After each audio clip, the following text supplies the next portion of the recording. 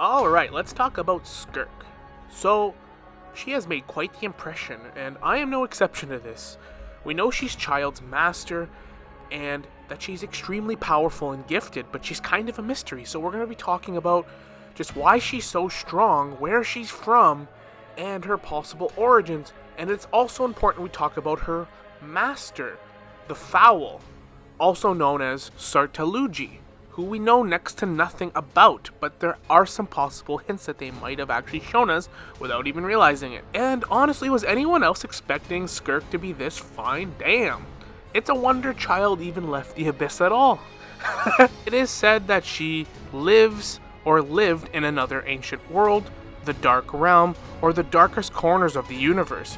In her realm, time flows differently from the world of Teyvat, which is why Tartaglia was able to get so strong so quick, because he was training for months and months, and it was only days passing in Teyvat. Child also mentioned that she has a hard time talking to humans as well, probably because fighting and being in the Abyss is all she really knows. And although she has not been connected with the Abyss Order, which we'll talk about in a bit, she at least knows how to survive and even thrive in the Abyss altogether. We know that Child is very powerful, and he learned everything he knows from Skirk. His hand-to-hand combat, his weaponry, his abyssal powers, all of it. So it's safe to say that she's basically what Child is, but way, way better. And we've seen how she just yeeted to Child and that narwhal into a portal like it was nothing. Also, side note, I am a little disappointed what they did with Child in this story.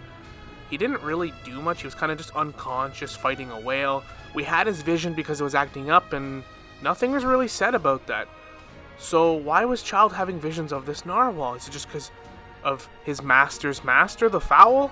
Like, they didn't really explain a lot of this stuff, so hopefully they do in the future. But as for Skirk, to understand her better, we kind of have to understand her master, the Fowl, Surtalogi. Now, who is Surtalogi? Skirk mentioned this to the Traveler, and the Traveler and Paimon had no idea who that was. So she rhymes off some more names until she mentions Rhine-Daughter, the Alchemist Gold, who we did know. She is from Conria. Now, who is Rhine-Daughter? Well, she created Durin, the dragon remains that you see at Dragonspine. She created Albedo, who she gave to Alice. That is why Albedo's kind of like Klee's big brother. Alice and Rhine-Daughter are both members of the hexenzirkels. They're both like the Society of Witches that we learned about. This Society of Witches has not been talked about much in main Archon quests. This is like the first time we're really getting a lot of them and a lot of more lore about them. They've mostly just been like side quest characters up until this point. And we know Alice is a very big anomaly in Genshin and very powerful. Rhine-Daughter as well. She was one of Conria's most dangerous assets. She also mentions Barbaluth and Nicole. Nicole we actually got to talk to while we were having tea. She's N. She's that voice we heard at the end of Sumeru. Skirk seemed to have a lot of information about the Gnosis and where they come from, and she knew that Nervalette was a dragon right away just from its aura. But who is the Fowl? Who is her master? Well, we've only ever heard of 6 of the Hexenzirkel witches. But she did say that her master is a dude and not a witch, so it kind of rules that one out. But there's something interesting that I noticed when rewatching this over and over to make this video. The names that she told us all have something in common. They're all linked to Norse mythology. And why is that?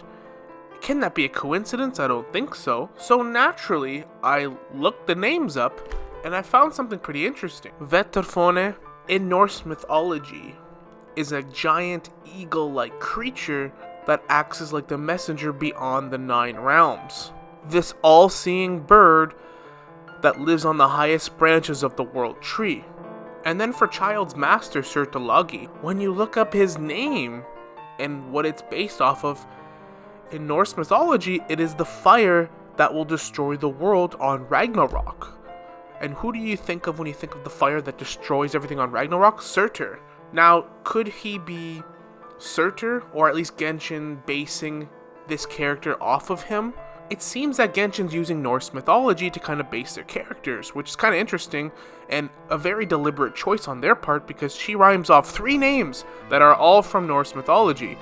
What's even more interesting is that in Norse mythology you have these 3 beasts. You have the Leviathan, the Behemoth, and the Ziz. Now Skirk said this was one of his pets. Perhaps the narwhal, or the all-devouring narwhal, is one of his pets and is maybe based off the Leviathan. Because this beast made Neuvillette very nervous. He was about to destroy Fontaine. He was a threat to the world of Teyvat.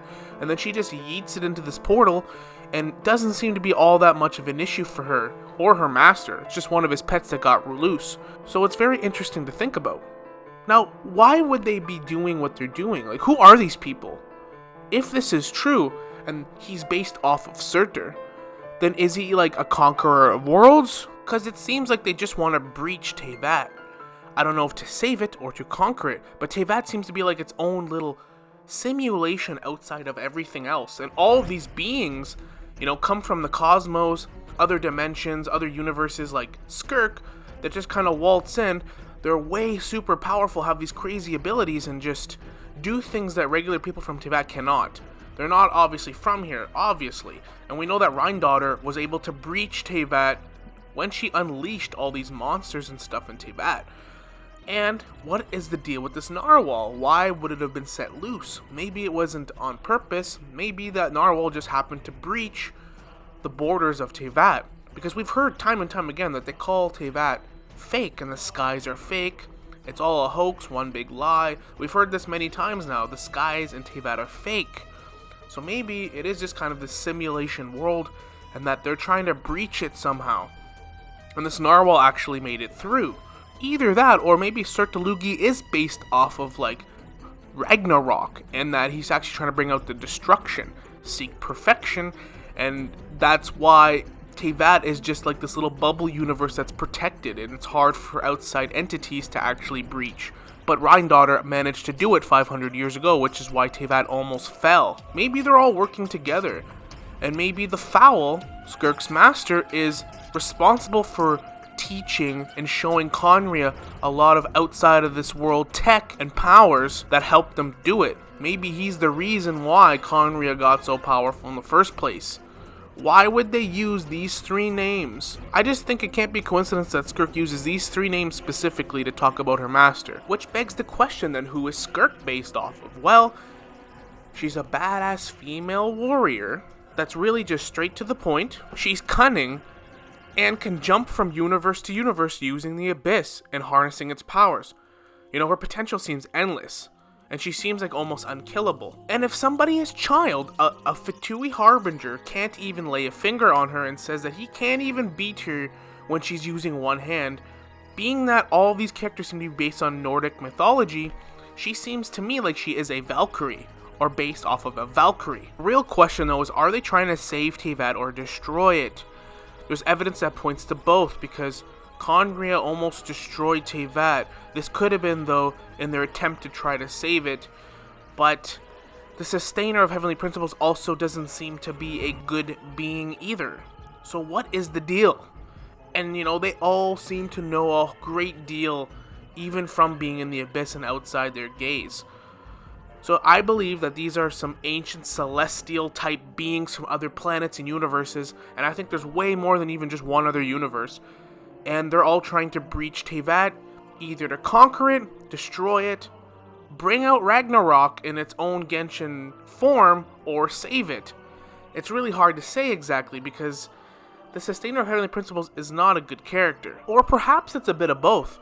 Perhaps the Sustainer of Heavenly Principles has drawn the attention of a lot of other universes, and them living in their own little secluded bubble universe, everyone's trying to breach and overthrow it, or destroy her.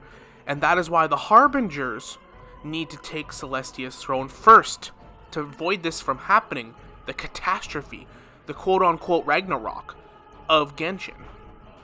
And Piero, being from Khaenri'ah, would link him to Skirk and her master as well, being that he would have worked alongside Rhine 500 years ago. We've actually seen Valkyrie-based characters in Honkai as well, so this further connects the games together. That said, we know that they based all these characters off Nordic mythology, and she didn't use these names by accident. So it's safe to say that they're beyond the stars from other universes, or maybe in their own form of Asgard somewhere, whatever Genshin's version of that might look like. And for some reason, Teyvat's drawn the attention of a lot of unwanted guests for good or bad.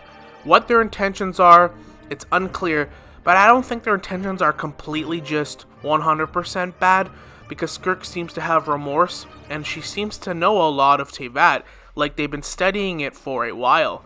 Maybe the Sustainer is stronger than we realize, and they've been trying to breach it for a long time. And Rhyndaughtr was the first to do it, which is why the Sustainer had to come down from her throne and annihilate Khaenri'ah. The reasons for all this we don't know, but maybe they're just trying to do that again, and the Narwhal was able to slip through the cracks, because Child being from Teyvat, it was able to track him. Either way, Skirk being a Valkyrie would make so much sense why she is so badass, so powerful, and why she looks like she's not from this world. She looks like she stands out, and that's not by accident. So that would completely make sense as to why she is extremely powerful the way she is. Would she measure up to the top 3 Harbingers and potentially even, the higher level gods or archons? It's not out of question, because we know that Khaenri'ah in itself was a big threat to all of Teyvat, and it took a lot of gods and nations to take them down. And Rhyndaughtr being connected to her master in some way means that she's obviously extremely capable. I do like that despite how mysterious Skirk is, her master, and even this giant narwhal, everything and anything always seems to be connected to Khaenri'ah in some way. Just makes you wonder. All these characters are connected through Khaenri'ah in some way or another. But on that note, I do hope you guys enjoyed the video. Sucker punch that like button and subscribe. Help me get back into the algorithm. I really appreciate you all watching this far. And as always, we will see you all in the next one. Later. P.S. Please make her playable, Hoyoverse. I'll drop all of my cash. Just do it.